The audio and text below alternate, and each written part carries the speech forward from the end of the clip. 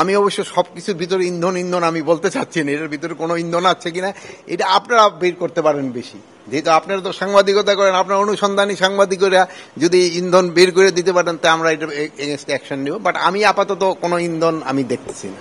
স্কুলের নেতাকে গ্রেফতার কেন্দ্র করে চট্টগ্রাম, ঢাকায় বিভিন্ন জায়গায় বিভিন্ন বিশৃঙ্খল পরিবেশ বা সংঘর্ষ পরিবেশ সৃষ্টি হচ্ছে, সেটা দমনে আপনার কি পরিকল্পনা আছে? এটার ক্ষেত্রে আমার মনে হয় কিছু ইন্ধন, বাইরেরও কিছু হয়তো ইন্ধন আছে, এবং দেশেও অনেক দুই একটা পার্টি আছে যে তাদের থেকে হয়তো কিছু ইন্ধন আছে, আবার ধরেন যে যাদের আমরা ব্যান করে দিছি তাদের থেকে হয়তো কিছুটা ইন্ধন আছে। আপনি যদি আপনার 6, 7 এবং 8ই আগস্টের পরের ঘটনার থেকে এখন কি উন্নতি হয় নাই? এখন হলে কি আমার হাতে তো ওরকম কোনো কিছু নাই যে আমি বলবো হয়ে যাবে, বাট আস্তে আস্তে তো কিছুটা উন্নতি হয়েছে। হ্যাঁ, আমি বলবো আরো উন্নতি হওয়ার অবকাশ আছে এবং আরো উন্নতি হবে। আমি সবাই সাহায্য এবং সহযোগিতা, আপনাদের সাহায্য সহযোগিতায় এটা আরো উন্নতি হবে। আমাদের সম্পূর্ণ অস্ত্র উদ্ধার এখনো হয় নাই, এই জন্য অস্ত্র উদ্ধার অভিযান কিন্তু আমরা বন্ধ করি নাই, যেহেতু আমাদের আমি একটা এখন অস্ত্রগুলি বাইরে থাকলে তো কিছুটা থ্রেট থাকবেই।